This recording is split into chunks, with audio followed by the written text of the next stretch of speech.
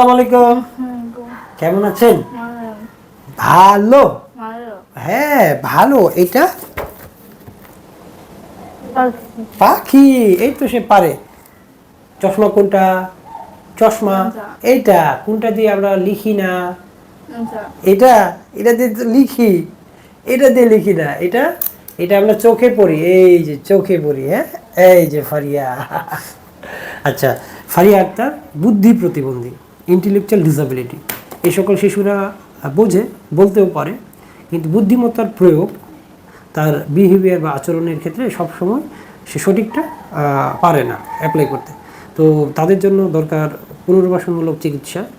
Speech and language থেরাপির দ্বারা আমরা চেষ্টা করি সে যেন সামাজিকভাবে অন্যের সাথে কথা বলতে, তার আচরণের বুদ্ধিমত্তার প্রয়োগ করতে পারে, সমন্বয় করতে পারে, এবং তাকে ট্রেনিং, সঠিক প্রশিক্ষণ বা ট্রেনিংয়ের দ্বারা তাকে আমরা স্বাবলম্বী করার যে প্রক্রিয়া সেটা করতে পারি। তো আমাদের এখানে যারা বুদ্ধি প্রতিবন্ধী শিশু আসে তাদের জন্য ফ্রি স্কুলের ব্যবস্থা আছে, হোস্টেলের ব্যবস্থা আছে। তো তারা যদি সঠিক পরিচর্যা পায় তাহলে একজন বুদ্ধি প্রতিবন্ধী ব্যক্তি সমাজের একটা গুরুত্বপূর্ণ অংশ হিসেবে থাকতে পারে। আমাদের এখানে যারা আসেন চিকিৎসার জন্য, অনেকে বিভিন্ন কলকারখানায় কাজ করে, গার্মেন্টস সেক্টরে কাজ করে, তারা চাকরি বাকরি করে স্বাবলম্বী হয়। তো সুমাইয়া আক্তার আসছে আমাদের এখানে, তার বয়স 17 বছর, তাই না সুমাইয়া? আপনি কি চাকরি করবেন? করবেন? তাহলে তো হিসাব জানতে হবে। বলেন তো, এটা কি রং? এটা কলম। এটা কি হলুদ? এটা কি নীল? লাল। ও তো পারছে, গুড। তো আমাদের এখানে ও বেশ কয়েকদিন আসছে। আগে কিন্তু সে কালার চিনতো না, এখন কালার চিনছে।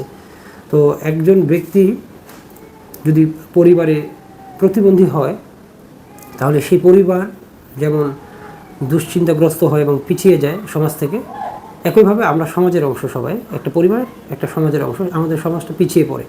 তো আমরা সবাই যদি একটু দায়িত্ববান হই, তাদের পাশে দাঁড়াই, সঠিক চিকিৎসা প্রশিক্ষণের ব্যবস্থা করি, তাহলে সে আমাদের ভবিষ্যতের বোঝা হবে না, আমাদের বার্ডেন হবে না। সে একজন কর্মক্ষম মানুষ হবে এবং সমাজে অবদান রাখতে তার ভূমিকা থাকবে।